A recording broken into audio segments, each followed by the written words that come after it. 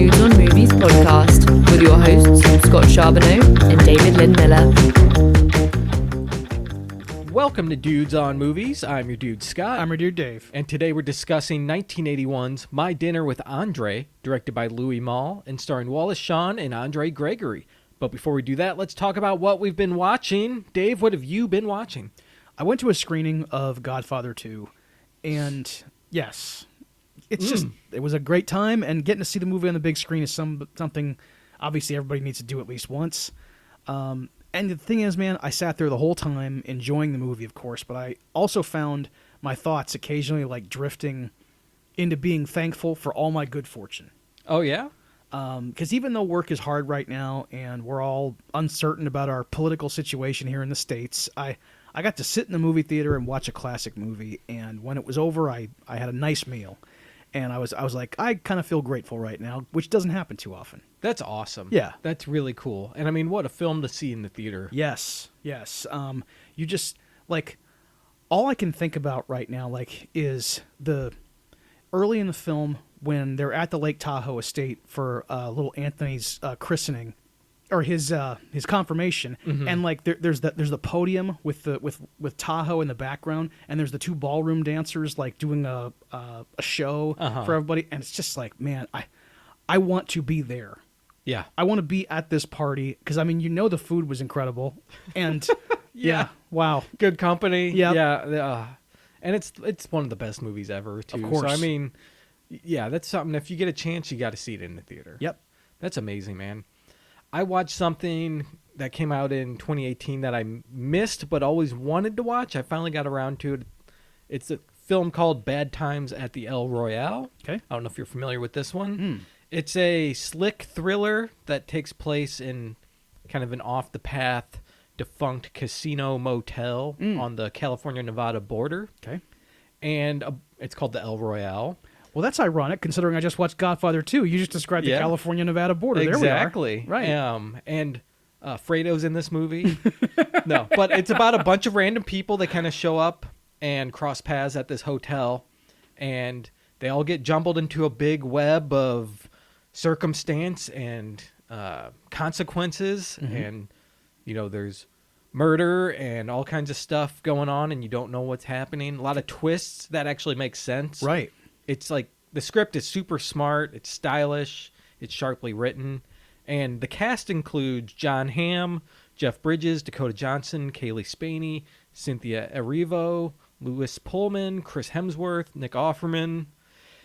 It's as good as it sounds. That's impressive. This movie's pretty sweet. It's got lots of character. It takes twists you don't expect. I really dug this film. I wish I would have watched it in 2018. Right. This is worth everyone's time. So, and I mean, it was directed by Drew Goddard, and he wrote it too. He works on a lot of what Joss Whedon does. Yeah. Like, he directed Cabin in the Woods. He did Buffy stuff. Like, so he's got that kind of wit that Whedon has. So, right. Gotcha. I would recommend Bad Times at the El Royale to everybody. Yeah, sounds awesome. All right, Dave. So let's talk about something that's just as thrilling as that film is. Right. My Dinner with Andre. I'm not even joking. I know, it man. is. I know. So why don't you give everyone a synopsis? Yes, this is Andre Gregory and Wallace Shawn's semi-autobiographical story about two theater colleagues and old friends who get together and have this existential conversation that spans 4 continents. Andre is a director who spent the last few years trying to find meaning by traveling and participating in various old-world rituals and experimental theater, while Wallace is a playwright who's much more of a grounded realist and he favors practicality in his life. And while they see the world differently and they bring disparate experiences to the conversation, each guy has sort of valuable insights into how the world works. And everybody, I think this episode will be unique. Yeah, I don't see how it wouldn't be. Right. This film is quite unique. Quite so. Not many have achieved what it has achieved. There's been a few that have tried to do the same thing and might not have reached this level. Right. I mean, most films probably can't reach this level. Right. The film is basically all talking, everybody. They have dinner and they talk about all these concepts that Dave alluded to. And it's extremely interesting. And we'll get really into it. But first, Dave, why don't you tell us why you put this on our schedule. Yes. Well, I guess if anybody's listened to the show for a while, you probably know that this is my all-time favorite movie. But because most of the movie is a conversation between two people, I've resisted putting it on the schedule because I was worried about how we'd handle it. But last January we did Before Sunrise for Dudes on Demand, and I realized that it is possible to discuss a film like this in our format. And then when I added it, I worked myself into an entirely different state. And I was like, oh, you've been talking about this for years, so don't mess this up. But then I realized, no, just relax. People like our show. It'll be a normal episode, and everything will be fine. I don't need to show up with 10 pages of notes. I don't have to know absolutely everything about the production. It's fine. I'm going to be fine. So here I am, ready to do the show. Yes, we're fine, Dave. And I felt similarly because I know how important this movie is to you, and I love this movie too. Yeah. And I wanted to do it justice, right? I spent probably 4 or 5 times on my notes and stuff than just watching the film. Oh, wow. You know? Jeez. More than I usually do. And I still feel I might not be able to do this justice. Right? You do stress about that. I mean, like, it demands a lot of you to do a podcast about this movie. Yes, it does. And we'll be fine. Yes, we will. Everybody, we're going to live. We'll make it through it. We'll get some electric blankets. We'll be comforted. Stick around to find out what I'm talking about. Yes. But yeah, this is a great movie because, I mean, Wallace Shawn and Andre Gregory basically wrote the script together based off of the stories Andre would tell, right? Like, it's semi-autobiographical, but Andre did travel and do things, right? But they're playing characters based on themselves. Yes, the movie was originally a play because both guys come from the theater, and they'd worked together for a long time in real life. Our Late Night was in 1975 was their first collaboration. Even though a lot of the dialogue came from the real conversations they'd had, Wallace is adamant to this day that it's not autobiographical. On the Criterion DVD, Noah Baumbach interviews both guys, and Wallace makes it clear that he does not want anyone to think that quote-unquote Wally is like fully representative of who he is.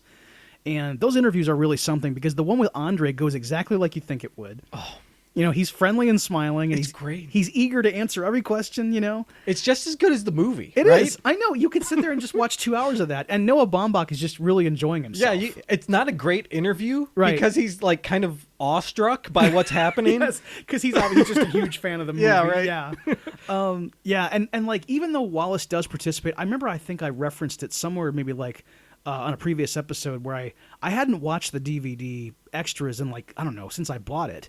And I had thought of it as Wally was like, you know, kind of standoffish, and he is more so than Andre, but he is a little bit more, he just is really pushing the point hard that this Wally is not him. Yeah. And I mean, I don't know. I don't know if he was like suspicious of Criterion or what, but like, you know. And then more recently, I saw Wallace and Andre were filmed in the Criterion closet, like picking out movies. Yes, it's excellent. Yeah, it's just so fun. And I mean, these guys are both still kicking around, right? Like, Andre's 91, I think. He just turned 90. Wallace is in his 80s. Yeah, Wallace is 82. Something, man. Yeah. And they're in the Criterion closet picking out their discs. It's amazing. I know. And everything they picked out, I'm like, I've never even heard of this. Oh, like, really? Yeah, I don't remember what they picked. Okay, but well, I remember like they're picking some deep stuff. Yeah, I mean, they at one point Wallace picks up the Three Colors trilogy, and he doesn't identify the movie. Yeah, I have that. He doesn't say what it is. He just starts talking about it, and it's kind of out of focus. You can't even see it. And then I just kind of looked. I squint. I kind of see Juliette Binoche, and I see the that's word blue. Yes, right. And then he picked up Eating Raoul. Okay, and I was like, okay, nice. That's awesome. Right. Yeah, and they've been friends since 1975, right? Yeah, their friendship goes back a long way. It's awesome. Mm-hmm. And I mean, they came up with this script, and then they needed a director, right? They're like, no one's going to direct this. Who's going to direct this? Yeah. And out of the woodwork comes Louis Malle, who's already been an established international French filmmaker. And he called them and said, your script is beautiful. I'd love to direct it, but if you don't want me to, I'd love to produce it. And if you don't want me to produce it, and of course you as the screenwriter, I mean, like if Louis Malle ever called me and said I want to direct your script, I'd be like, okay, the deal is us talking. Get off your knees. Yes, you can do it. That's right. Well, He's let's shake on it begging right Wallace now. Shawn that if he can do it. So crazy. I know, right? And I think on that Criterion Extra, one of the guys says something about how they went to lunch to talk about directors. Like after they wrote it, they're like, well, what about Kurosawa, or Tarkovsky? Like just joking around. Right. And then Louis Malle is who they get. Someone at that level Yeah. just called them. It's excellent. Yeah. Yeah, I mean, the whole movie, it just takes place in one location, basically. Like Yes. there's kind of a bookend to it of Wallace Shawn walking through New York and that kind of thing. Right. But it's all in this restaurant, and the restaurant itself looks different than the New York they're in, right? Like Yes. it's like another world. Part of that is because of where it was shot. Yeah. And, the decor of the restaurant is modeled on the Café d'Artiste in Manhattan. And they used that place for the exteriors, like when Wally walks up to the place. But then the restaurant itself was filmed at the Jefferson Hotel in Richmond, Virginia. Yeah. And it was dressed by Lloyd Kaufman and the team from Troma. I know, right? Like at Wow. the end of the movie, it says production or by Troma, and I'm like, what? What? I had to Google it. This was one of their first productions they were involved in. He was the production manager, yeah, and they get a special thanks in the end credits on screen. It's the most infamous American trash studio has a hand in creating the ultimate art film. Isn't that something? I mean, and I'm positive, dude, that like Lloyd Kaufman has been dining out on this for the last 43 years. He probably tells everybody he knows this story, and deservedly so. Right, yeah. You see that movie? I made it look Yes. that way. I made it be this way.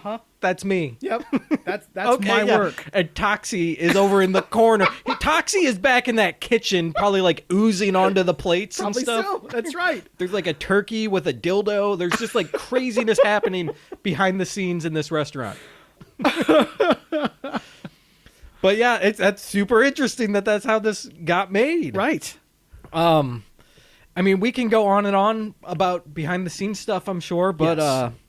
we might as well get into the movie because there's a lot to unpack here. There is, yes. And as we alluded to, it's basically a 2-hour conversation between two people. So we typically go through the plot points, but there's not many plot points. It's just kind of discussion points, I guess. Right. The things they're talking about. So I'm probably going to be reading a lot more quotes from the film just so we can get across what their discussion is, and then we'll comment on that. So it might be a tad bit different than just kind of going through the plot. Yes, right. But it'll be fine because the things they say are just as interesting as any visual action sequence you've ever seen. Believe us, everybody. Like when you hear that it's a movie where two people talk, everybody's turned off by that. No, I'm not watching that. You have to watch this one.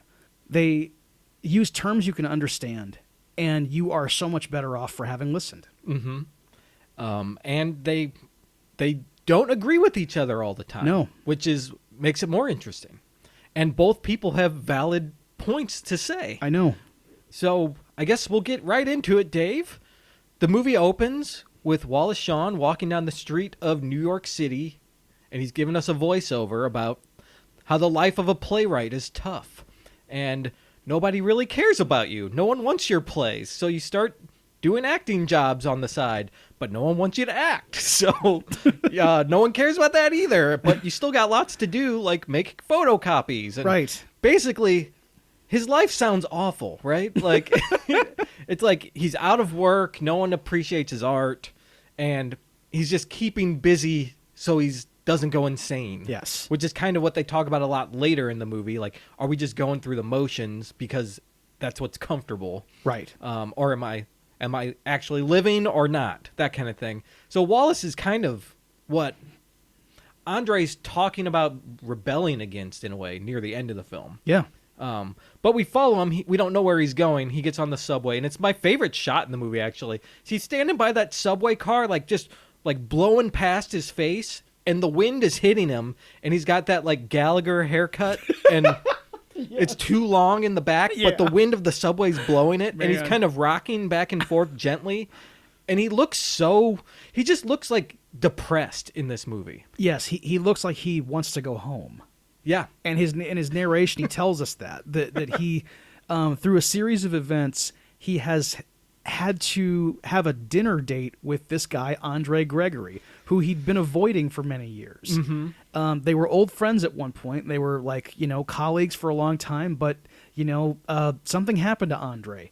And, at one point, like this guy, George Grassfield, had seen Andre outside a movie theater crying because he just watched Autumn Sonata. Mm-hmm. And I guess after the guy talked to Andre, he mentioned Wally, and now Wally has to have dinner with him. And this is the one part of the movie that's like a gritty New York film. Yeah. Complete with the graffiti-filled subway and the rhythm of the streets. Yeah, and the way it's shot looks almost documentary. Yeah. In the camera's kind of following him and moving and stuff, and he's just leaning on that graffiti-covered dirty subway wall. Yes. And just there's people in there, and yeah, it looks like gritty, grimy New York that you and I love. I know, I know. You can see the turnbull ACs are just right outside waiting for him, dude. So yeah, he has to go talk to his old friend. He's been trapped into having dinner with him, he says. And rumors are that, he disappeared and he's been talking to trees or something. Which he kind of has been. I mean, yeah, that the rumor's not far off. Yeah. So he gets to this restaurant, the one we've talked to, and the table's not ready. He's there. He goes to the bar for a moment. He's looking around, and the restaurant is definitely not the New York we just saw, right? We already talked about this, but they're in a different world now. And it's a strange place to Wally, actually, right? It seems that way in the film, at least. Because when Andre shows up,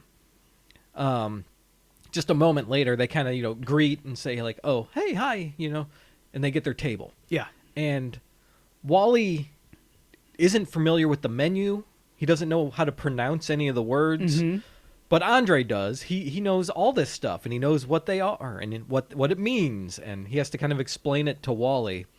So Wally's kind of out of his element, I think, at this restaurant. He is, and he says in his narration that Andre's taste had always been much more ascetic, and so it's odd that he would have picked this place. And then when he gets in there, yeah, like you said, they sit down, and he can speak apparently multiple languages, because it's not just a French restaurant. There's Polish dishes on the menu. Mm-hmm. And he knows what the Rumbarova Polevka is. And, he knows what the Seven Swank Shrimp. I'm not sure what that, but he gets it. He knows what everything is. Uh-huh. And he gets the quail. Yes. Right? And so I think Wally also orders the quail just to get something, I think. Right. That's what I think. That's He's what just I think, all right, too. well, just give me that. Exactly. Yeah. Oh, quail, that sounds good. I'll have that. Yeah. And then he asks the waiter, the waiter is a great character, too, played by Jean Lenauer. He's not an actor. He was a guy they knew from the Museum of Modern Art. Mm-hmm. And it's weird that I'd stop the podcast to go, it's a potato soup. It's quite delicious. But that line has been in my head, ever since the first time I saw the movie. It's the only, real super memorable line the guy has. But the way he delivers it, I just, it was some guy in a Facebook group that was a My Dinner with Andre fan page that I used to belong to. Uh-huh. People would just, post stuff, every day, and they'd, stuff about the movie and everything. And one time this guy's just put in there, it's a potato soup. It's quite delicious. And it got tons of reactions and likes and everything, because everybody was like, yes, that line rules. It's awesome, right? And this guy, like you said, he's not an actor. Uh-huh. And I know when he showed up, apparently he fled the Nazis. He used to be in international film distribution in Vienna. Yes. And had to leave. And then he got the job at MoMA here in the States, and he's just been down there with these eyebrows the whole time, this guy. Yes. And they found him and they're getting this movie, dude. Right. Because he has that look they wanted. But apparently, he didn't know how waiters acted. He, couldn't really act. And Louis Malle had to, teach him, this is how a waiter will serve and, walk and it's stuff. great. I guess Louis Malle wanted to fire him. So, Wally and Andre had to show him how to, be a waiter. He didn't know what a waiter was. Yeah, pretty interesting. It is. So yeah, he orders the food, the quail, and I love later when the quail gets there, he's like, oh, they're pretty small. Because they are, dude. They're It looks- tiny. oh, man, these little squabs on the plate, and like it doesn't look like it's gonna fill anybody up. I know me, I could like murder That's about like 50 2 of those. bites. I know, 1 bite right. per quail. Dude. Yes, I mean, imagine getting like 2 buffalo wings. Or just 1 wing. Yeah, that's right. Man, Yes. yeah, that's not gonna work. But yeah, this immediately tells us kind of how different they actually are. Yeah. Like they're friends. We know that from the narration because he even says we were pretty close, and then we kind of see they are friendly, and we see they are friends throughout the conversation. You can tell they are. Yes. But this gives us up front like they're different though. They're different people. Right. So Wally, in his voiceover, says he gets uncomfortable in these situations, so he always asks questions. And that kind of kicks off the movie. Yes. He just asks Andre, so what have you been up to the last few years? Right. And Andre starts telling him. The first thing he tells him about is when he was in this Polish forest. He said, he's been getting bored of his craft, and it's been uninteresting to him. So that's why he left, just disappeared. He went and traveled the world. So he ended up in Poland. I guess he went there and he was talking with other playwrights and things. And Yes. someone, I guess one of his instructors or a mentor or someone was like, well, what would you want? Like, if everything's boring you. He says, well, I need like 40 women who can't speak English. And they play the harp. And they're not sure if they want to leave the theater or not. And I need a forest that we can go to and be isolated and like perform improv. I'm kind of paraphrasing what he's saying, but Yes. this is what he's talking about. And his delivery is just like, it's very fascinating the way he says it too. Because he's telling it like this amazing story. He's reading from a book like while you're at bedtime, Yes, because it's Andre Gregory's real life, but it's also like scripted dialogue. So even if he's never told this story before in this manner, he knows what happened and he knows he has to stick to the script, but it's his story. Yeah. So he's able to like remember every detail and everything you said just there. Like I know you said you're paraphrasing him. Yeah. He asks Jerzy Grotowski, who's his mentor, give me 40 Jewish women, and they can speak neither English nor French, and they don't know whether they want to leave the theater or not. Maybe some of them do, and they have to play the trombone, and Yeah. because he's trying to make this impossible demand, and Right. so that Grotowski will get off his back. But then Grotowski comes and says, "Oh, listen, I do have 40 women. Now, they're not all Jewish, and some of them can speak French. So but Right. I've gathered them here, and they all are worried about whether or not they want to leave the theater. So let's figure something out." Right. And so they go to this forest and they do this theater workshop. Yeah, they just go out in the middle of this forest, and no one can speak to it. Well, he can't speak to He them, can't I speak guess. to them, yeah. So, there's no real way to communicate verbally, right? Like, you have to communicate with your body. Yes. Through your actions, through what you're doing in the performance, right? He says that you couldn't speak to him, so your moorings are gone. Like you're just kind of floating there, right? Like Yes. And you just kind of wait around until someone's instinct to do something kicks in. Grotowski had said something about a beehive too. Yeah. Which is what this ends up being, and what they tell him is that like 100 strangers walk into a room, and whatever happens, that's a beehive. Yeah. Man. And Yeah, and so I think did he do a beehive before that also? I think the beehive takes place, in the city. They're in Warsaw or whatever at that time. But in the forest, that to me is also a beehive. Yes, I know it's not it is. 100 people, it's 40. But still, I mean, like at one point he even says that they don't know what to do until they just kind of get started. And then they start singing and dancing. Yeah. Okay, so that's kind of the universal language is music and getting up and moving. Right, and I think in the beehive, it might be the one in the city, I'm not sure, but he said something about a teddy bear, and like Yes. at one point they're singing and dancing, and then he just all of a sudden felt an urge to just throw this, it's a giant teddy bear, Right. everybody. He just like throws it in the air, and then everyone like freaks out and breaks into like groups and does all this other stuff. Yeah. And it's this kind of invigorating thing to him, like, wow, this was so pure, right? Like we just reacted on instinct. Right. there was no direction. It was just, I'm going to throw this bear. And then everyone kind of broke into little tribes and it's what he's been looking for, apparently. Like pure art that came out of thin air. It sounds so inviting, and if you were part of that, you'd feel so alive.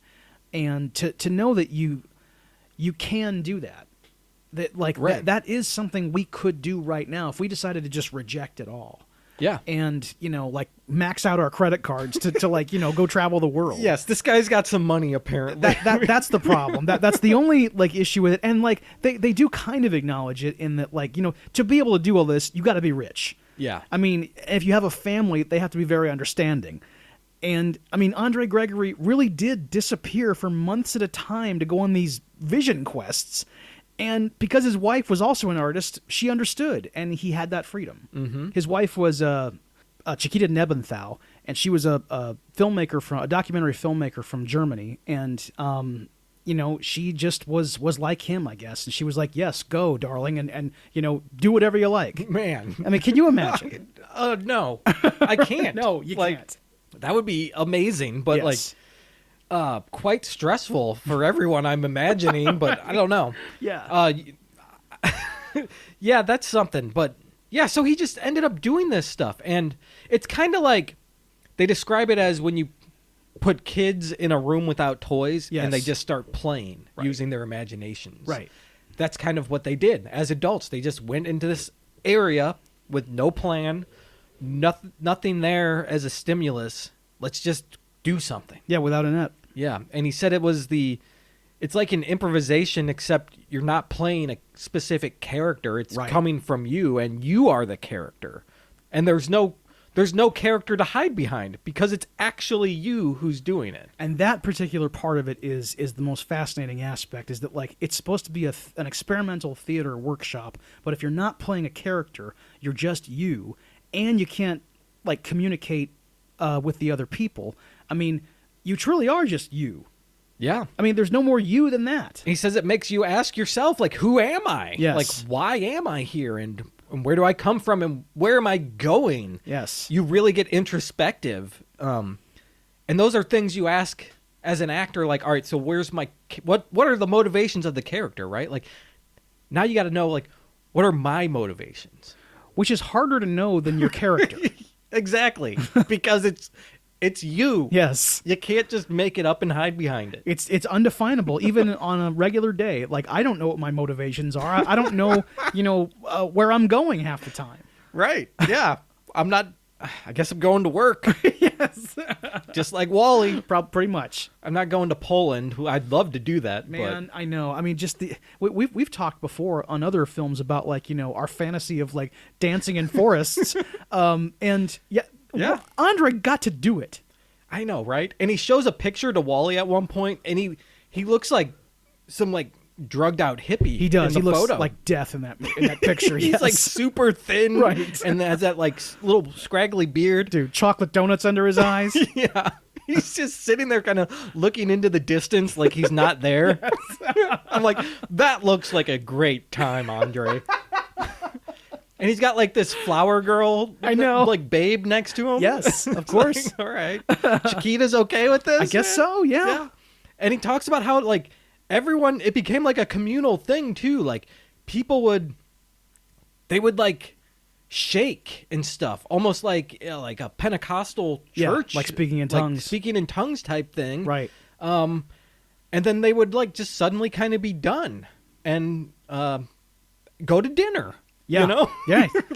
And their dinner was he says, bread, jam, cheese, and tea. So they're kind of eating that way in the forest, which sounds pretty good actually. Yeah. And then they would sleep from noon to 5, and then they'd get up and then they just sing and dance all night in these workshops. Yeah. And there was you said about the kind of faith healing moments where I guess he was dancing with this one lady, and their hands touched, and there was a vibration between them. Yeah. And they almost both fainted from it.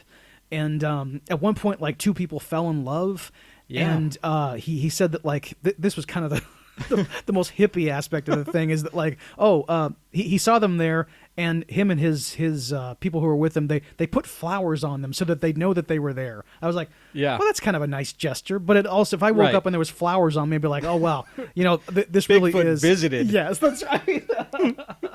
Yeah. Yeah, because they split from the group. Right. And Andre's like, well, that was their journey, like that's what their soul was telling them Yes. they had to pursue in this improvisation. Mm-hmm. And they fell in love and got married, I guess. And, Yeah.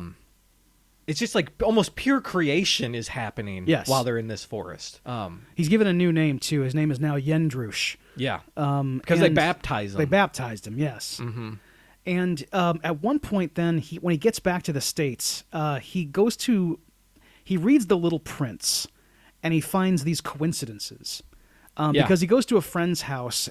There's like this surrealist magazine called Minotaur that he had never read before.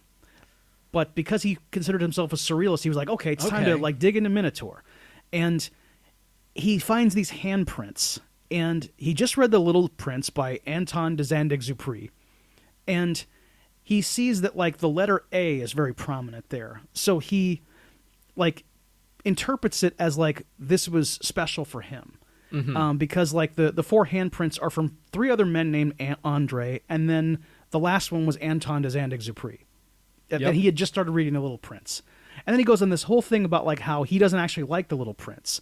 And he finds it like fascistic. And he says he can picture a beautiful Nazi really loving this novel. He talks a lot about Nazis He in does. this, doesn't Yes, he? he does. Right. Yeah. And so he finds all these things, and then he also got a letter from one of the Polish women Yes. who said that he tamed her. Like, she was struggling to find the right word, Yeah. and she settled on tamed. Tamed was the correct thing. Right. And that's what apparently the Little Prince was. He, like, tamed the animals or something like that. Yeah, the taming is a big theme in The Little Prince, apparently. And this is all running together, and Andre, his mind is like making all these connections. Yeah, and the publication he was reading apparently was published the day after he was born. Yes, May 12th, 1934. And he makes a huge connection with that. Like, okay, so this is all meant for me. Like, this was a message I was intended to find. Right. There's some kind of universal truth that's in this that I am discovering. Mm-hmm. I am awakening. Like, Yes. so, it's quite something. He's telling all these coincidences, and us as an audience are kind of like, wow, that is kind of crazy. Of course, Like, right. When you encounter this kind of coincidence, it is fascinating. Yeah, it's cool. Right. But is there meaning to it, right? Well, that's the or question. do you apply the meaning? It's what Wally would tell you no. Yeah, right, yeah. So, and the whole time this is happening, Wally is almost just silently listening, right? Yes. And it cuts to a close-up of his face. Like, the movie is framed mostly, there's like a two-shot of them at the table, and then you get close-ups of each person. Right. And it kind of cuts between those. Sometimes the close-up like zooms out so you can see more of the person, or sometimes it's in real tight on their face as they get into like a more like just a more intense dialogue moment. Yes. It kind of gets real tight. So that's basically the movie. And sometimes we see the waiter walking around, but I think one of the reasons we're able to like rewatch it as often as we do, and we still always kind of find it visually interesting, is because, like you just described, sometimes it's a two-shot, sometimes it's a close-up on Andre, sometimes it's Wally, sometimes we see the waiter, sometimes we cut to like that random lady laughing. yeah. Sometimes we cut to the waiter like reacting to Andre laughing. Mm-hmm. And like there's always something to look at, and then when they pull back and they show like the mirror, mirrors in movies always interest me. I know how you shoot against a mirror. I know how you do it. But to know that anyone was able to come up with an idea of how to do it, that always is like, where did it start? My favorite mirror moment is later when Wally is having his turn to speak passionately, and the camera's behind Andre. Yes. And we're looking. It's not a close up on Wally, so you can kind of see Andre's back. But you can see Andre's face in the mirror, and he is his acting is phenomenal in it because he is listening so intently to what Wally is saying, and you see it in the mirror. And so you get to see his face in the mirror and Wally's face in the camera as they have the conversation. So you get to see like the reactions and the initial response and everything all at the same time. It's really great. I didn't realize it until just now, but yeah, you're right. That might be my favorite shot too, because it goes on for a while because Wally's speech is long, and you see all of Andre's reactions, both like sometimes he finds it funny and he's just like smiling, and then other times he's listening intently and nodding his head, and you get to see the whole thing just in that mirror shot right behind Wally's head. It's so good. It's really good. It's really good. And you mentioned movement. The camera a lot of times will kind of pan like to the left or right and move more behind one of the characters instead of just being static. And that really gives us some dynamic feeling to just sitting at a table. Mm-hmm. You know, you feel almost like you're eavesdropping on this conversation. Yes. Oh, I mean, yes, of course. And like every time the waiter approaches, I feel that way about it. Like he's, because we know that when the waiter comes, he's going to interrupt something. If Andre's in the middle of whatever, tale he's telling, and we feel that way when we're at restaurants too. We'd like to have good service, but we also are kind of like, oh, listen, I'm about to say something really interesting, and I'm being cut off because they want to give me more Dr. Pepper. Right, yeah. How are the wings? Yeah. Right, exactly, well, I was just about to talk about existential crises and stuff, but right, I'll take another 10. Thank you. Yeah, so, I mean, Andre is... A lot of his experiences, especially like the next couple, they're very spiritual. Yeah. Some are even supernatural. Yeah. And they transcend like human physical form. And we talked a lot about like the close-ups and stuff and Andre's reaction to Wally, but Wally this whole time, his reactions to what Andre is just blabbering on about for the first like 30 or 40 minutes of the movie, right? Know. It's all Andre saying shit. His reactions are so genuine and interested in what he's saying. No one is used to letting someone else talk this long because no one is used to listening for this long. Yeah. And like most of us don't know anyone who's had these kinds of adventures. And I'm ashamed to say this, but the first time I saw the movie, it took me a while to get into the rhythms of what was taking place because it wasn't until I realized what you just said that Wally is interested in all this.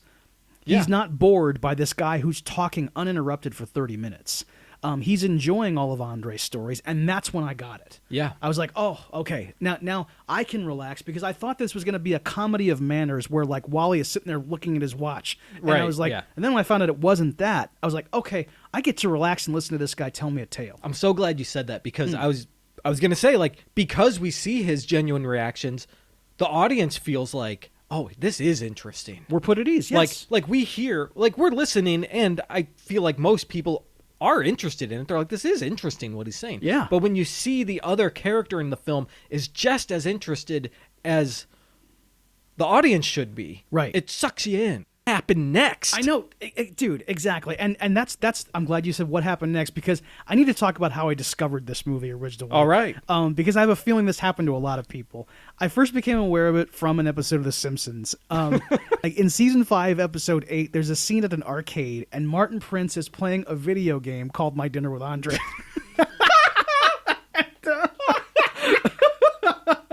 The game, it shows these two guys sitting at a table and you hear the 8-bit Andre say something about like expressing the unexpressible or whatever. And the joystick has 3 options: bon mot, trenchant insight, and tell me more. Oh my God. This is the greatest. Dude, yes. This is the greatest.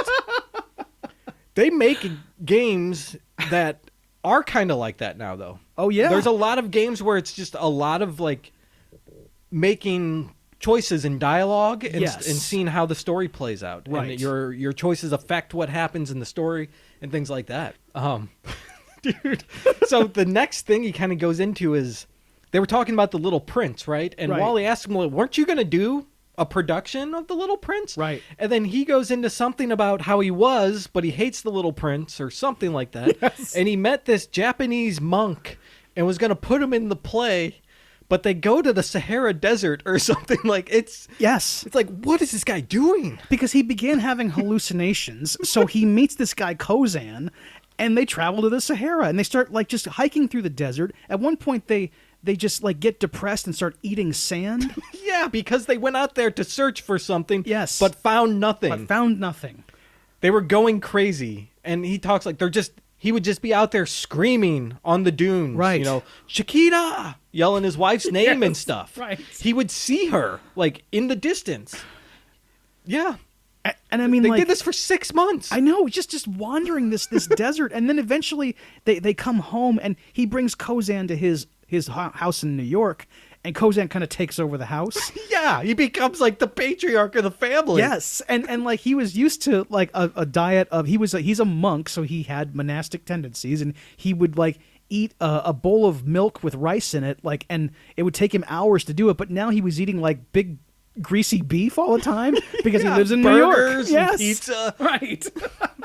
And he throws it down too. Yeah, like, he used to take 2 hours to eat his bowl of rice milk, right? Now he's like doing like food challenges. Yeah. He turned into me. He turned into Dave, man.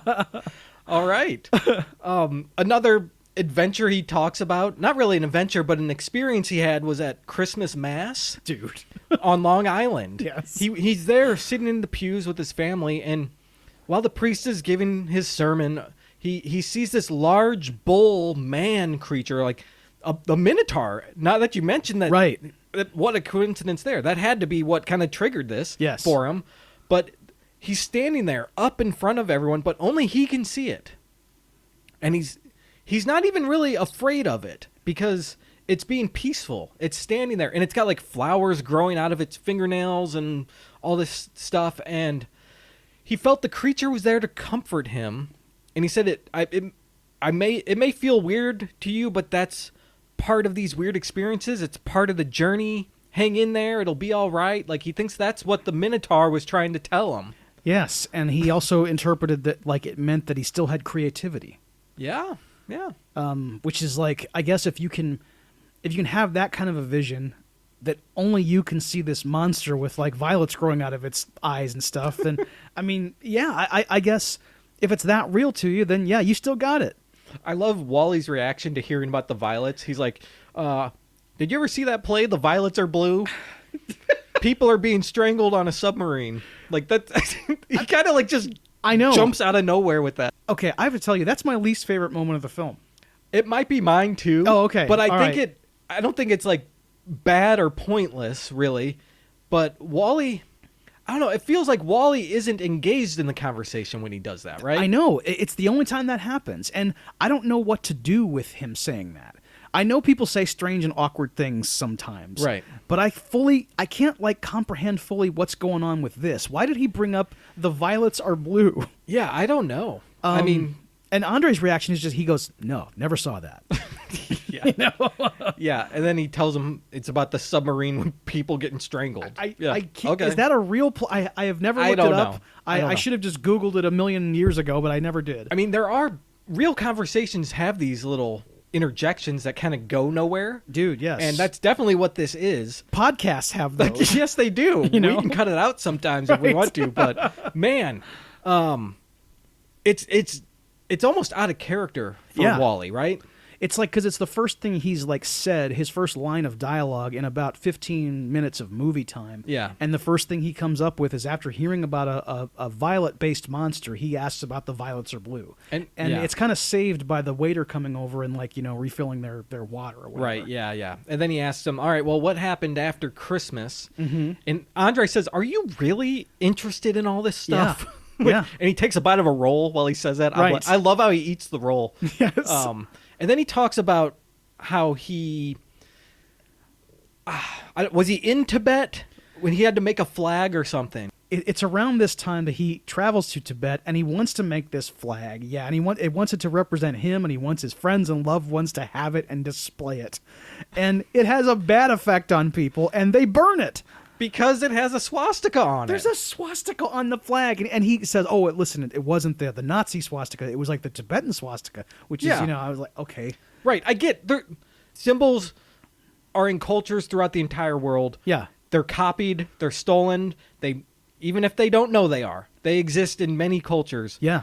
He feels like, well, this is the Tibetan swastika. Like, it's not that. Right. It's not what you're thinking. Right. But no one knows that. No, you can't put a swastika of any kind on a flag and then have people put it in their house. Say, then, oh, display this. Sleep with it, and then when you wake up, you sew something into it. Oh, That's God. what he wants people to do. Dude, Andre, enough. He says he brought it to a party once, and then that stopped the whole party. Right. It just ended.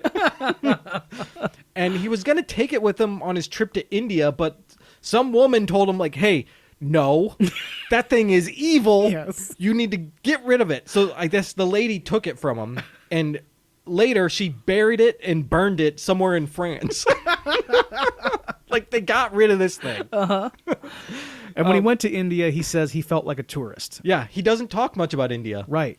He says he felt nothing. I felt like a tourist. Yes, because he didn't go on any, like, any crazy adventures. I mean, it was just he was sightseeing like you would. Right. And what's amazing is it sounds like this guy's on drugs 24/7. Yeah. They don't mention drugs really at all. Right. He doesn't mention any kind of hallucinogenic foods or local things.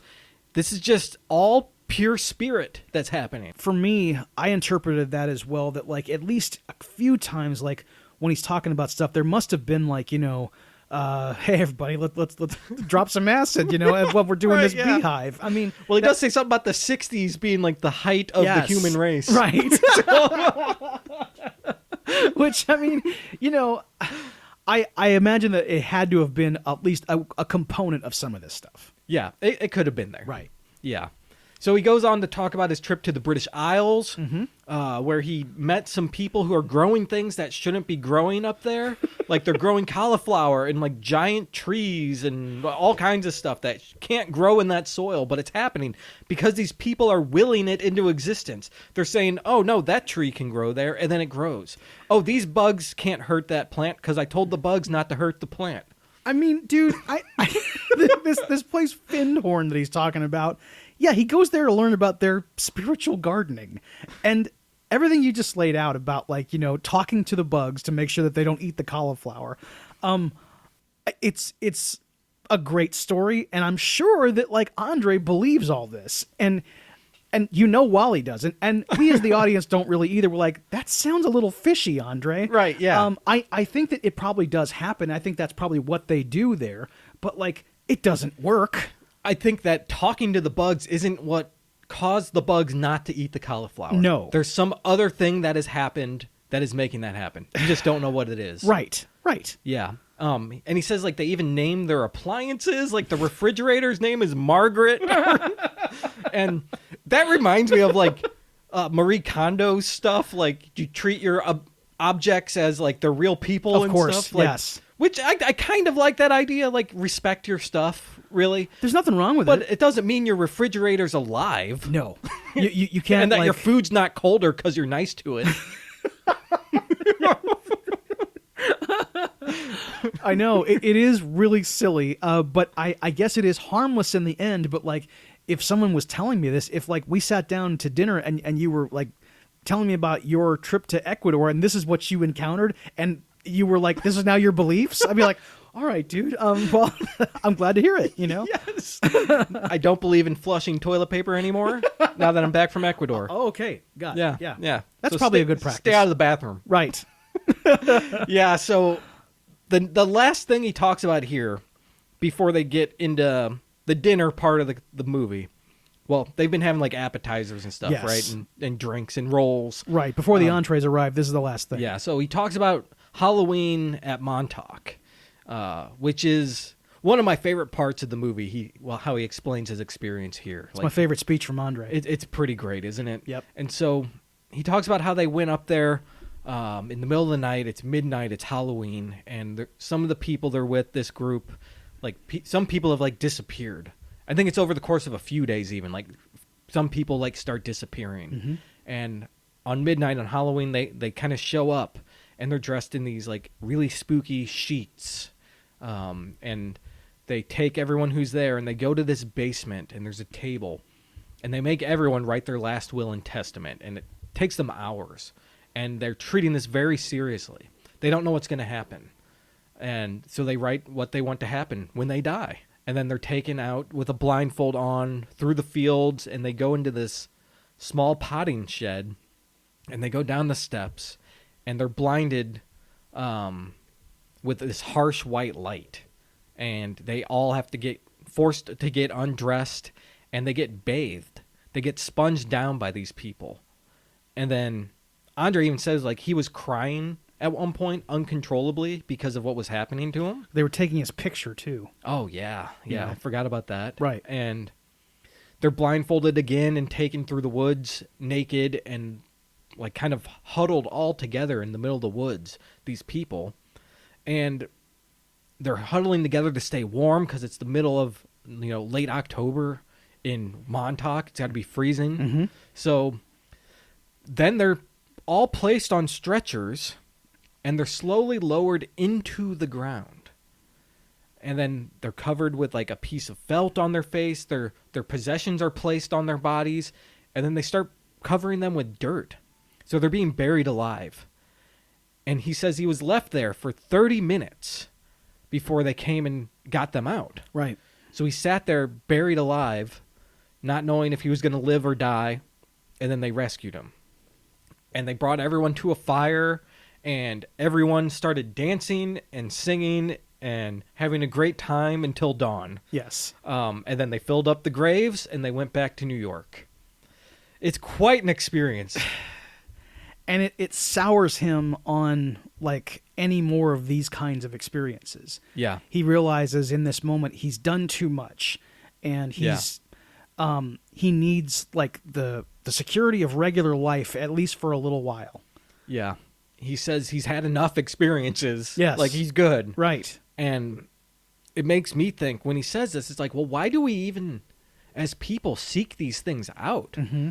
Like, especially this Halloween night thing, it reminds me of, what's it called? Like the McCaney Manor or something, haunted house experience, where Right.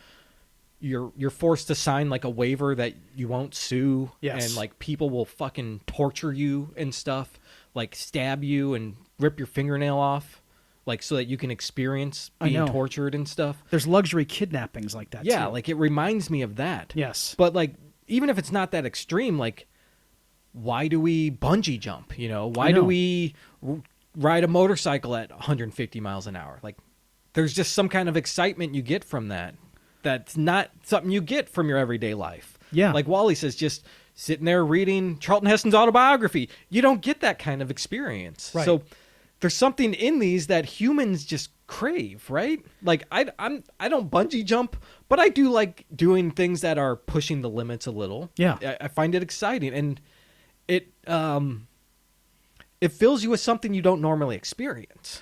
Right. I mean, there's no other reason for me to climb mountains other than, like, okay, fitness, I guess. Yeah. But I don't get to the top and suddenly I look different. Right.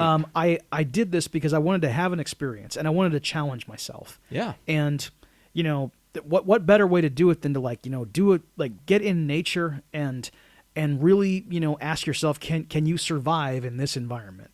Right. And applying this to film, like, I've had people ask me, like, why do you like watching that kind of movie? Like, a challenging film. Yeah. Like The Magdalene Sisters or something. Right. Like, why would you even watch that? Like, well, because it makes me feel things that I would not feel watching, like, The Incredibles, Yes. like, Yes, of course. You Right. feel horrible things. Yeah.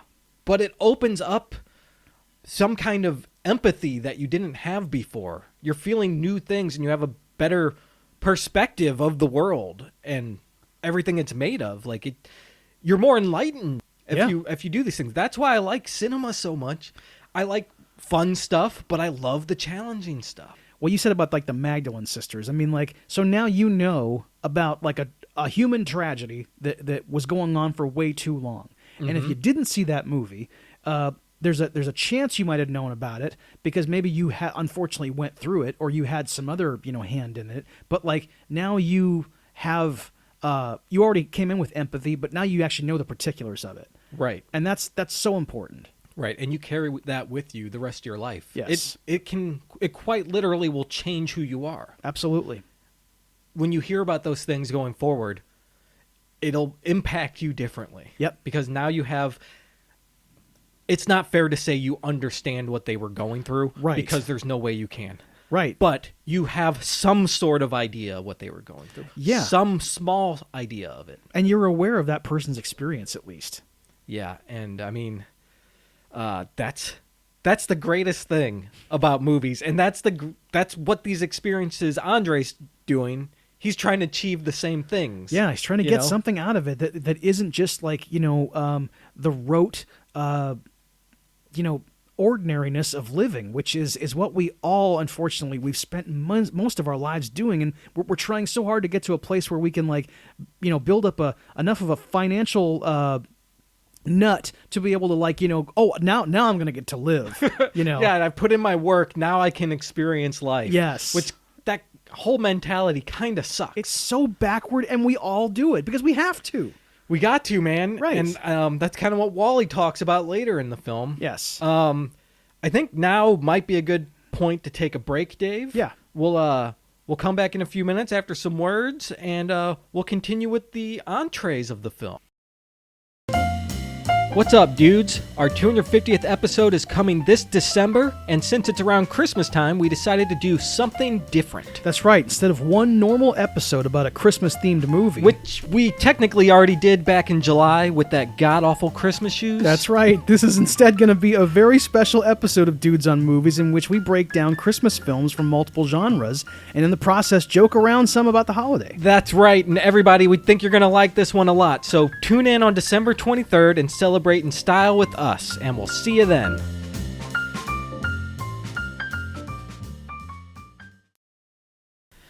Dave, we're getting closer to January, and you know what that means, don't you? Yes, I do. It's everyone's favorite time of year, Dudes on Demand. That's right. Every January, we ask for your help, everybody, because our recording schedule is made up of only listener requests. That means you guys program the show. Yes, and we'd like to get an early start this year. We'll be promoting this on our social media accounts, so if you have a movie you want us to review, please respond to us on those posts or email us at dudesonmovies@gmail.com. That's right, and we always love doing this so much, so please send us your requests, and as always, thank you so much for listening.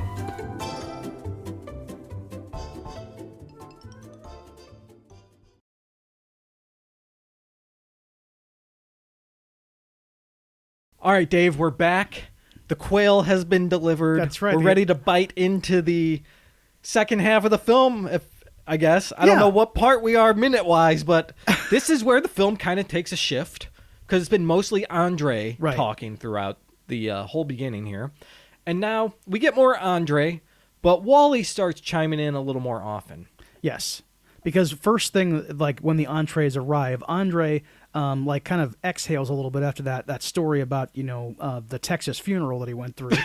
And he compares himself to Albert Speer because he felt like Speer that the normal rules of life don't apply to him. And Wally's like, wait a minute, you're talking about like the Nazi architect? Yes. And he's like, yeah, that is me. And, I that might be a little bit of a stretch, I mean, Andre, yes, it but is. Quite so, right? Well, I just said, watching a film like Magdalene Sisters, I might understand how they felt. Maybe going through this experience made him feel like Albert Speer. I don't know.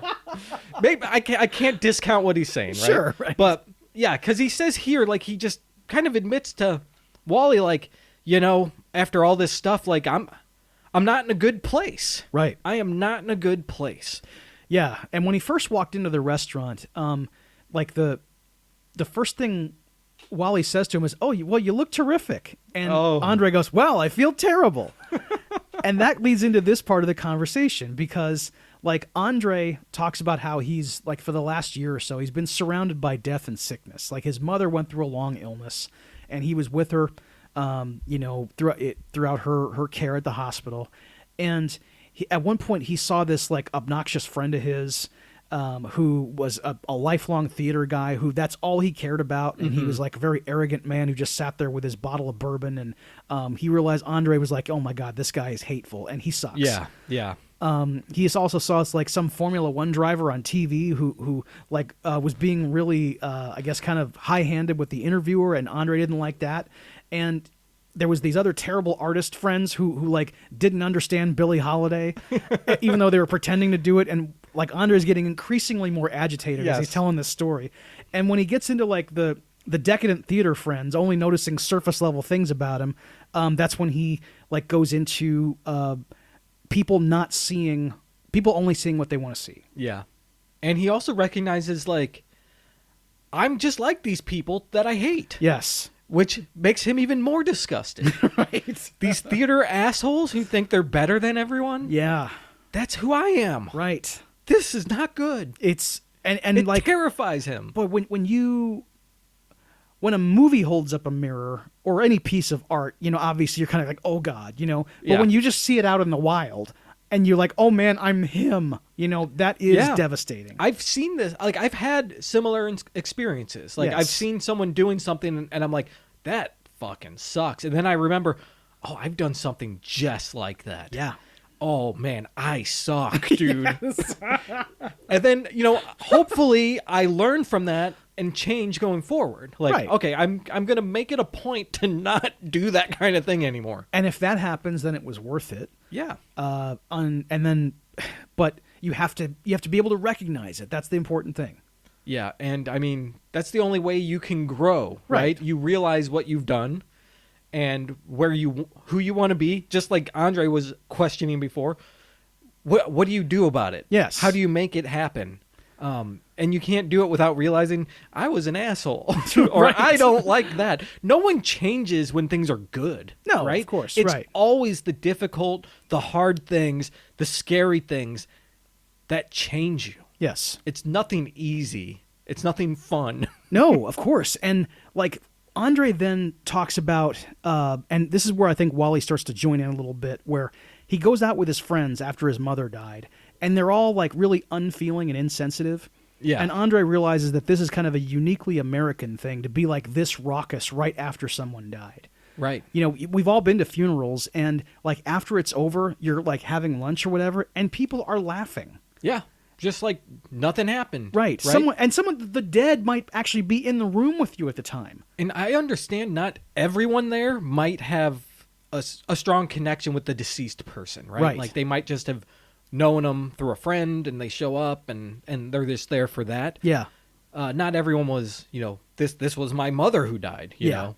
But people show up with just this like superficial veneer on them. They don't want to face the hard truth, so they're joking around or they're not taking it very seriously. He says after this, like his friends, he said 7 out of 8 people told me I look wonderful. Yeah. And then one woman saw him for who he was, said, "Oh, are you okay? You look terrible." It was the woman who ran the casting office, so she's not on the creative side, is the one who saw right through my facade. Yeah. And that brings up an interesting thing about class kind of too. Yes. Because he talks about that, and in the restaurant itself, Andre's kind of a rich guy, it seems that way, right? And Wally, he says he's not well off, like from the beginning of the film. He's a struggling writer, but he knows Andre Gregory. Yeah. They're at this fancy restaurant. And he lives in New York City. Living in New York City, I mean, that costs 10 times as much as anywhere else, right? Even back then. So they've got it made compared to many other people around here. Right. And even the waiter, like, is someone serving them, right? Of course. He's beneath them in a way. So he's finally seeing, like, the different types of people out there. Mm-hmm. He's upset that he's ignored them for so long. Yeah, and when Wally talks about like his fellow actors like making these discouraging comments about his costume and the effect it'll have on his performance, and he's like, "Well, these people liked me. Why are they being so discouraging?" And he then goes on this thing. Wally starts talking about like when they're talking about theater types, but they could just as easily be talking about like, you know, our friends and people we hang around with, and like there's this insensitive riffing that everybody does. And they start talking about all these scenarios, and it's always something involving celebrities, and it's grotesque.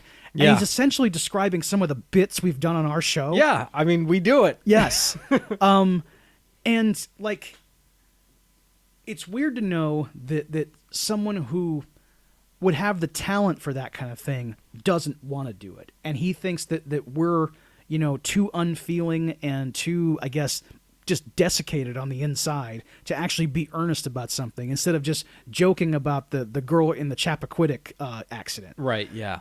He's talking about like all the parties they go to Yes. and the small talk you're making at a party, you know, with people you don't want to be around, but you're there anyway. Uh-huh. And it's just all unimportant, and no one wants to be open or communicate. They're just Right. putting on this performance. He says, when we're at a party, we're just performing. I think Andre says that. Yeah. It's not us. It's a different version of us. It's a character. And think about all the times you were at a party and you wanted to perform, but you couldn't even do it. You like walked in and you were a total wallflower and you wanted to be part of like the Yeah. if not the life of the party, just someone who was talking to people, and you couldn't bring yourself to even do this performance. Yeah. We're all so desperate. It's interesting, right? If we're all that desperate and afraid, Yeah. like how do we make it happen? I don't know. Sometimes we do. And I don't know how we do, but we like, get our courage up or whatever, or maybe they come to us, or maybe there's just some sense moment that like, someone else like mentions, Yeah. "Oh, Dave, didn't you say?" And then that starts this. It's weird, like my brain going down this track of conversation made me think of Swingers. Like Yeah. Vince Vaughn's character Yeah. is so superficial and surface level, and then Mikey's the main character, and he's kind of trying to do that, and it's not working for him. And then Right. at the end, he actually is himself, and good things happen. Yeah. He's not putting on a show. But like, why though is Trent continually able to like play characters and put on a show like that? Is that just him? Is that why he's successful? I don't know. Right. That's interesting. If it is him, If that's really him, he's the asshole in the bar. because the case My Dinner with Andre makes is no one's like that. Right. It's all a show. That's another great part of the movie and the script itself, is that like you can extrapolate on the conversation, and you don't have to agree with what either of the guys are saying. Yeah. You could like feel completely differently about the issue that they're covering. And in this case, yeah, I think that there must be some part of other humans, not myself, who are able to just like easily slip into that mask, and they can just like, they are now the star. Their name is Dwayne "The Rock" Johnson. I mean, pretty much. That's it. Yeah, baby. you have to be that level of charisma. Yeah. You got to. Oh man, and they move into something now where they talk more about like people's goals and their plans, Goals and how it's all just bullshit. It's a fantasy. We're obsessed with them. Uh-huh. We can't just live now. We have to be going for something or have a purpose. We've got to have that. And we just, Andre, I think, says we just live in these habits. Yeah. And without them, we're lost. And if you're just operating based on habits, are you even really living? You're just going through the motions, right? Right. For lack of a better phrase. Well, and what Wallace says about, like essentially goals and plans, they're fantasy. And I love it. I have like lived by that phrase ever since Yeah. the first time I saw the movie. You have to set your goals at work, Dude. and shit. I'm like, this is I'm going to tell my boss. I This is know. a fantasy. I know. I want so badly to like just put that in my like the goal setting thing that we have to do in Workday. Just be like, no, Yeah. this is Wallace Shawn said goals and plans are fantasy. You need to find a GIF of it and paste it in there.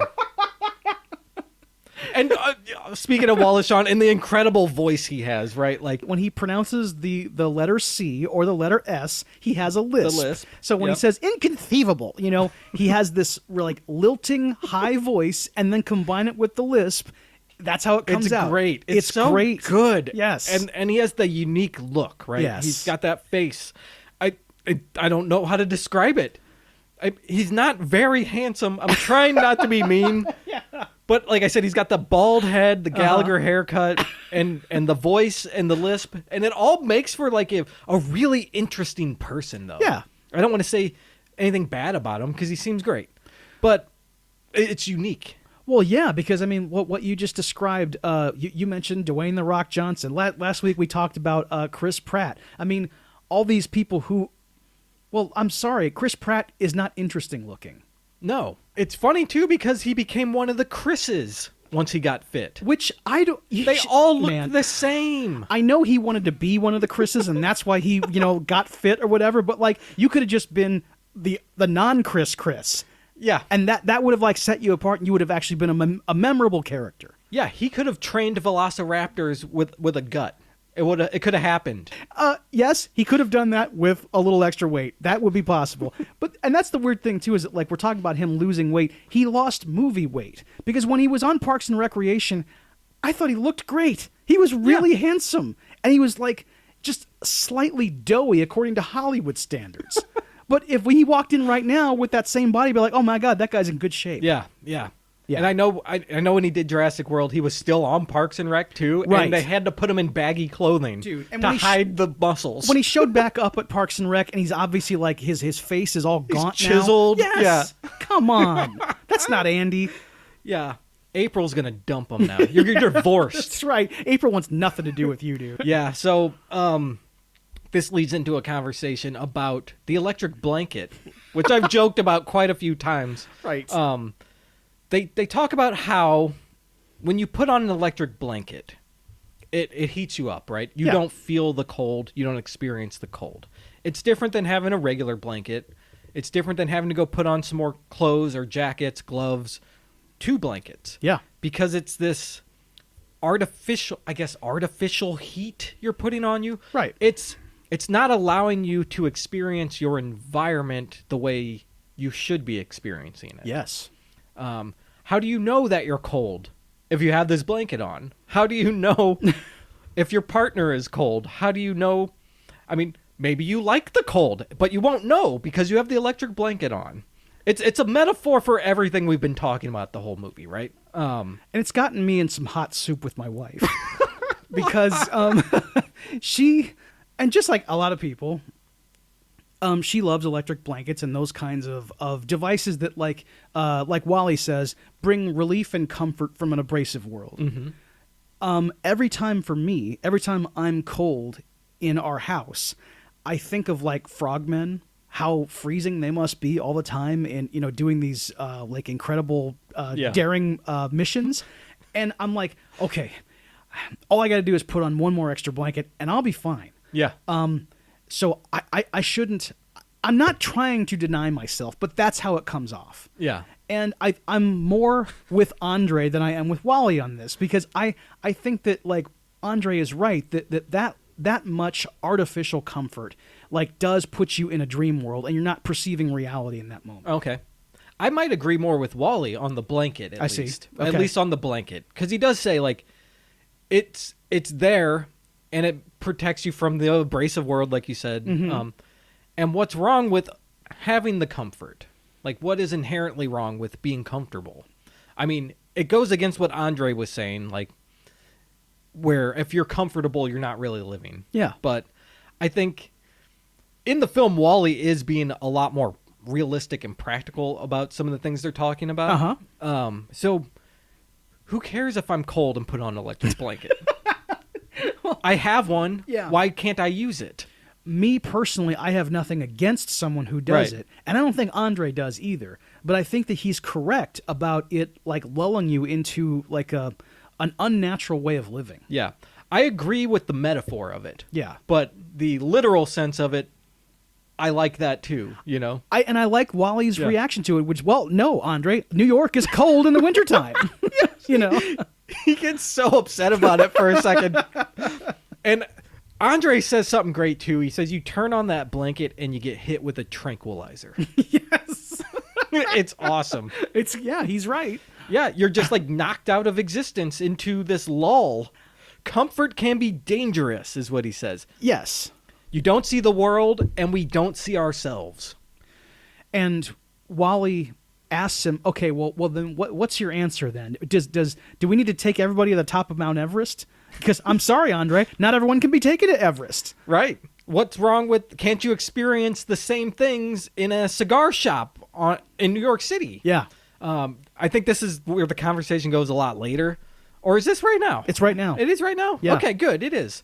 Yeah, and he's like, Wally's argument is, it's almost kind of like, this is me, it's not Wally, but it's like you can find the beauty in anything, really, Right. right? Like, so Wally's saying, like, you can have these experiences anywhere you are. You just have to be open to it. Yes. Right? And Andre does argue, like, people aren't open to it. He says they don't see the cigar store anymore. Not how they should. Right. It's just a utilitarian thing. They're not actually experiencing what they should be experiencing. Yes, and no matter how much life is coming out of that cigar store, Andre's argument is that, like, people aren't seeing it because they're too wrapped up in themselves. And, like, when Wally earlier, like, just right before this, talks about how, and he realizes he isn't self-reflective enough, and he doesn't think enough about more unfortunate people. And it's a great, like, I'm paraphrasing what Wally was saying, but it's an excellent Wallace Shawn delivery when he talks about, like, and I just think think I'm just a wonderful person and I'm very self-satisfied. Yeah. Yeah. And he's like, he goes on like, but am I? Right. Right. Because then I think about it, like, I have to be confronted with the fact that I share this stage with starving people in Africa. And I couldn't think of myself that way. Yes. And he talks about how he tries to use his writing to experience reality, and then he laments the state of the theater and, like, the crappy plays being staged. Yeah. And he talks about how, like, sometimes I'll see people go to these plays and they come out of and they go, well, that was pretty good. Pretty good. I hate that descriptor. Yes. I am guilty of it sometimes, but I try to stay away from, it was pretty good. Well, what does that mean? It means nothing. It's it is bullshit. meaningless. Right, exactly. That means it had no effect on you. Yeah. But yeah, they're and he talks about how, like, Andre says he's fed up with the theater, right? Like, it's changed. Yeah. And they talk about how everything in these plays now is showing them their current lives. Right? And they're showing them the violence of the chaotic world they're living in, and all these accidents and murders and just the bad stuff. I guess he doesn't think they show any of the good, like the romantic, the existential things, the things we need to ponder in the universe. Like, they don't make you think. They just make you see the world as it is right now. When he talks about, like, the kind of work that Wally does in the theater, when he says, you know, he feels that, like, serious art can negatively affect people even more so than, like, the mediocre stuff that Wally described those people seeing, because they already know how bad things are in the world and how awful their relationships are, and now they're going to see, you know, Long Day's Journey into Night. You know, how is that any, like, life affirming for somebody who's already depressed? Right. If you go and like sit through, you know, Who's Afraid of Virginia Woolf, are you going to feel better about things? You know? No, but I'd have a good time. I mean, yeah, That's for sure. you and I would have a nice It's time. pretty good. It is? Yes. Yeah, I see it. Right. But I think that's kind of what triggers Wally into saying, but yeah, we can't go to Everest, right? Right. Not everyone can do that. Right, because he thinks if it takes Andre-style adventures to affect people positively, then how is anybody going to be able to perceive reality? What Andre does is he puts down the theater like that, and then he says, like, well, my baptism I had in Poland, like, that was true theater. Sure. And this is him being one of those pompous assholes that he says he hates so much. Yes. And Wally calls him out on this stuff. And, Right. The movie at this point is a lot more of them arguing about things. Right. Because the film opened up with Wally just kind of listening to what Andre had to say. And then, I guess through the middle of the movie, they both start speaking. Or Wally speaks a little more, but it's still Andre doing a lot of the talking. Mm-hmm. And it slowly turns into Wally is arguing with him about what he's saying. Yeah. Which is a great transition through the film. We get to see the dynamics change. Yes, because, like, you know, when Andre makes the speech about boredom and how he and his wife Chiquita have talked about leaving New York, but it's useless because the whole world is already like this, and he goes on about, like, how he met the Gunnar Bjornstrand, and then he goes back to Findhorn at one point to, like he, like, sees fawns or something like that, you know, when he's like... Thought a fawn was a baby deer. Yeah, that's right. He's like, well, no, not baby deers. You know, it turns out the little mystical creatures, Faun, fawn. Andre thinks we need an underground and a new language of the heart that gets at real human emotion and perception. And at this point, like, I think Wally's had enough. because the waiter comes around and takes their dessert order, and he's not like I guess emphatic about it. He's not like throwing up his hands going, "Okay, dude, shut up." But Right. It's more like he just like has this sigh after he orders his amaretto, and he goes, "Listen, you want to hear my real thoughts about all this?" You want to know what my actual response to all this is? Yes. Yeah. Yes. Yeah, it's good. And then Wallace Shawn gets to just start talking for about the next 10 minutes. Mm-hmm. And it is so fantastic because it's in that voice that we're doing that like only Wallace Shawn has. And he talks about he likes to be with his girlfriend Debbie in their apartment. Mm-hmm. And the Times is delivered and he gets to read it. And they cook together. And he talks about the theater, and he likes to, when something comes out, he likes to read reviews, and he likes to then read reviews of what people said. And he talks about the cup of coffee that and how he doesn't need any more than these kinds of simple things. And then he talks about medieval thinking and how the Renaissance brought enlightenment, and you can't just believe anything you want.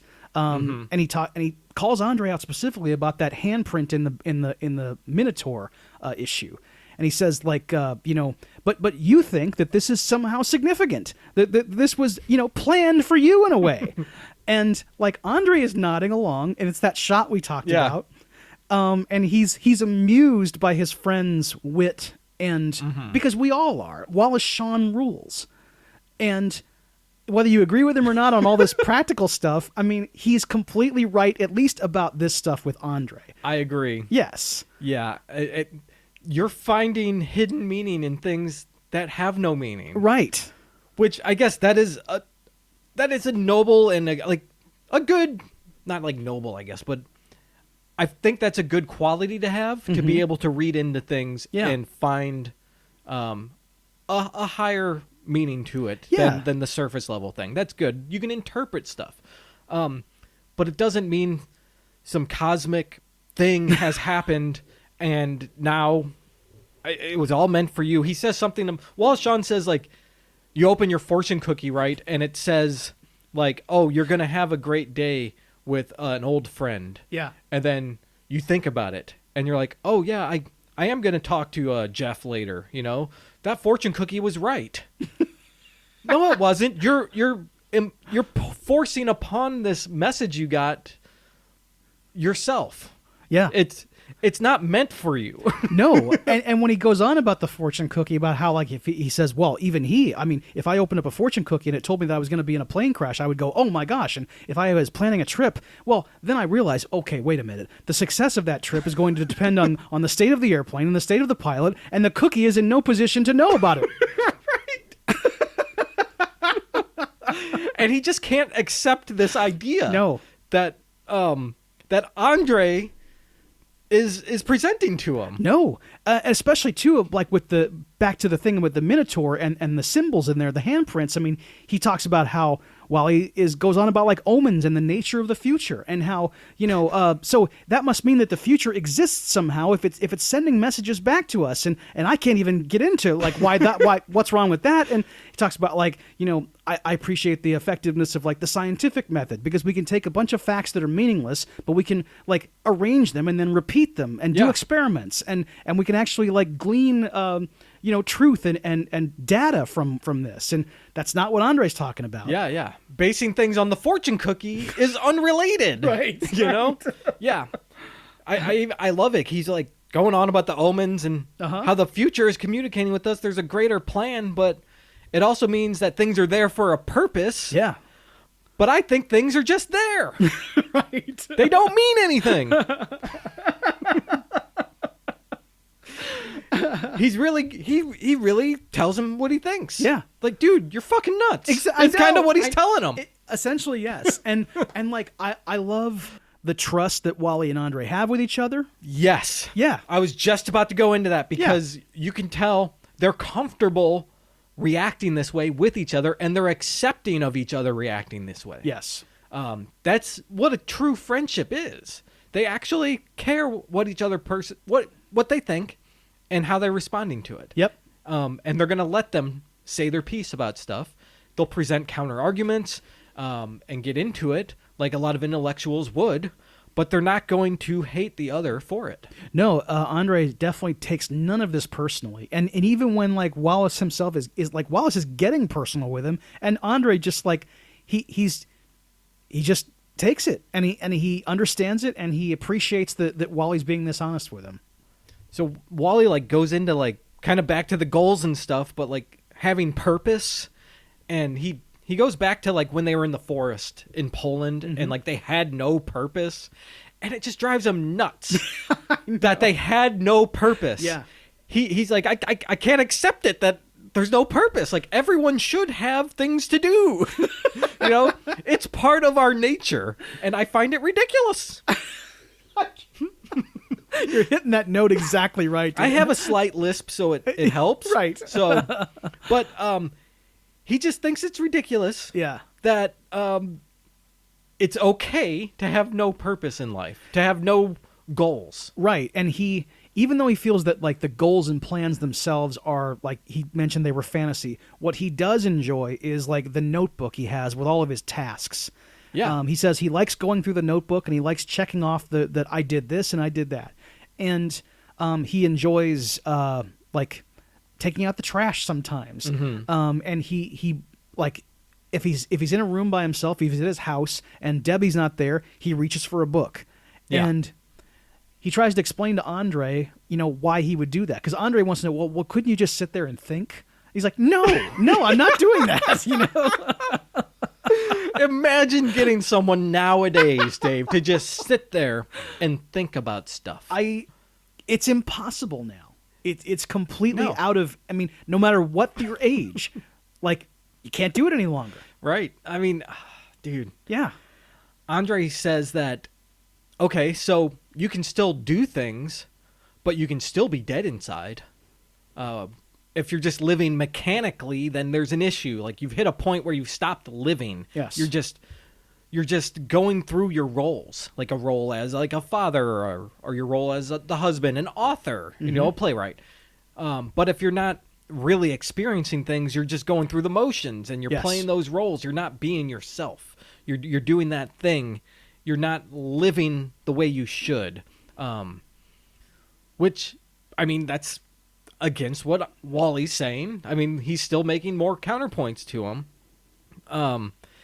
At one point he says, and that's the moment you go become a hobo or something. Right. You know, you have an Andre experience. Yes, right. That might be a little too extreme for me, right? Like, okay, so you're kind of in a rut. Let's go ride the rails for a while, you know?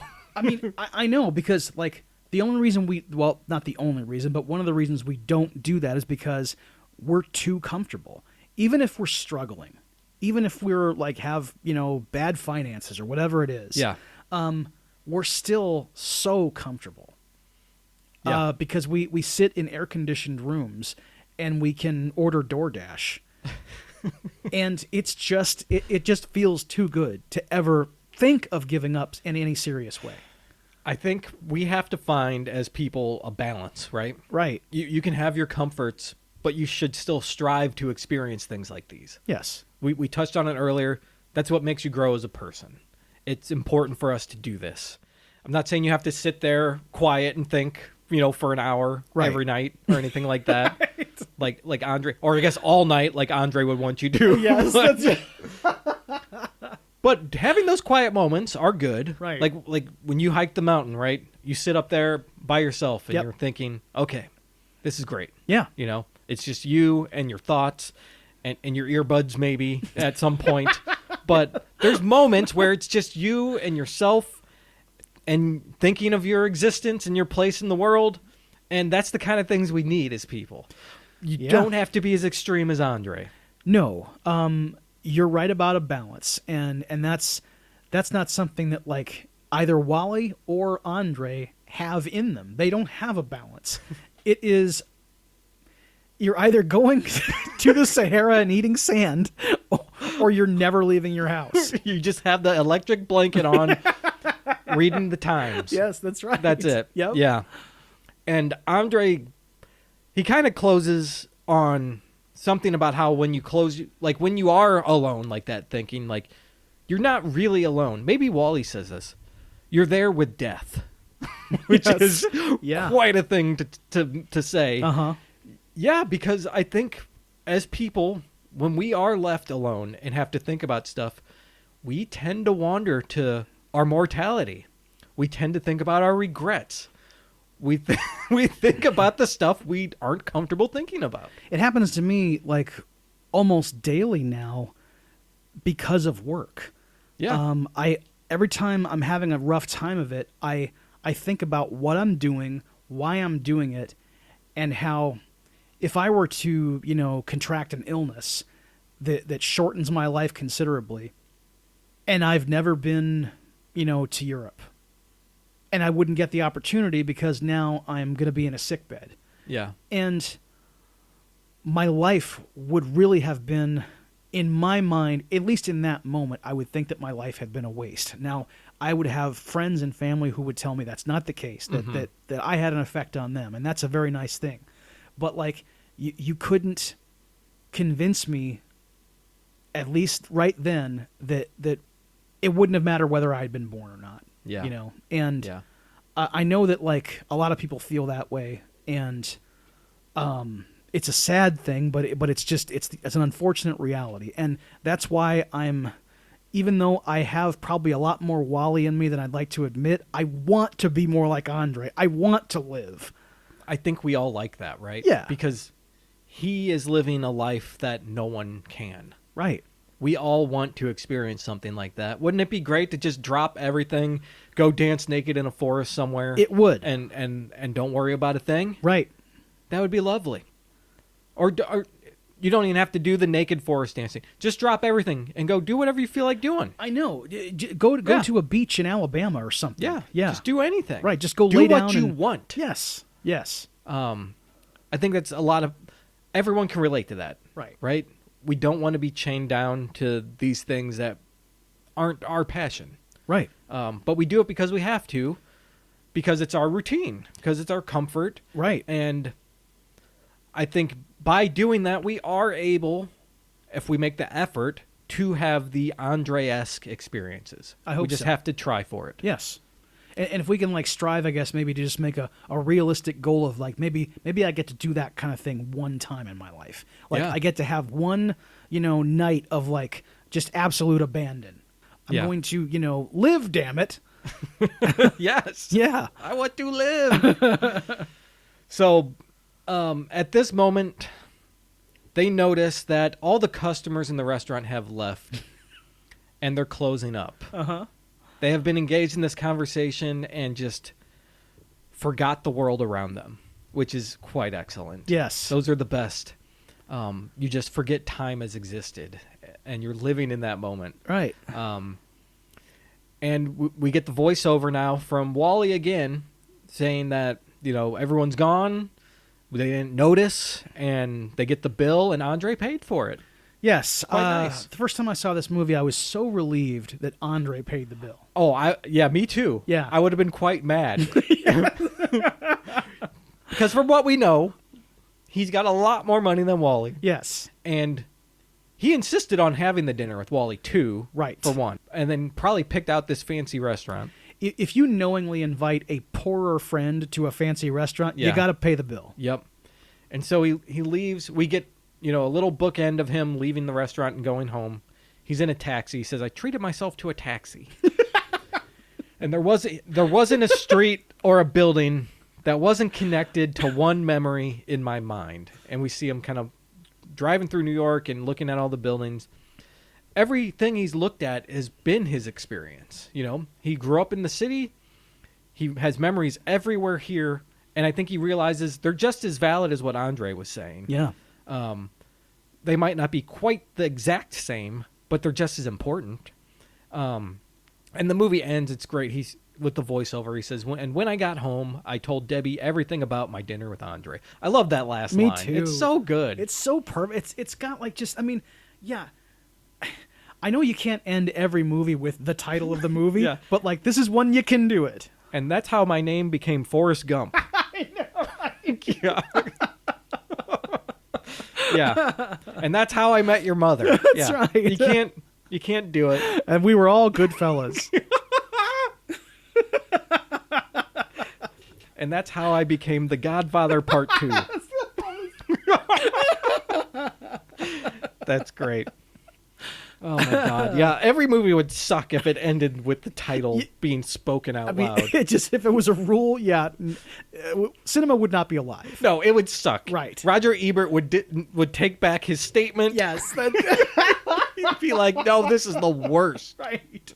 He would review Painting after that. All right, man. So, anything else? Well, guys, look, Scott and I have been friends for a while, and I have a feeling that a My Dinner with Andre-esque play is probably in us somewhere. And I'm not going to say it's not going to happen someday. And maybe when we're much older men, it will. Yeah. And, I've been waiting for this episode ever since we started doing the show, and I've also kind of been fearful of it. Oh my God, we can't do this because not only because of the format of the movie, but also because I like you said earlier, I wanted to do it justice. Yeah. And we didn't quote the movie, throughout it. We paraphrased a lot of what was said. We got some of the beats in, and we impersonated Wallace Shawn a handful of times.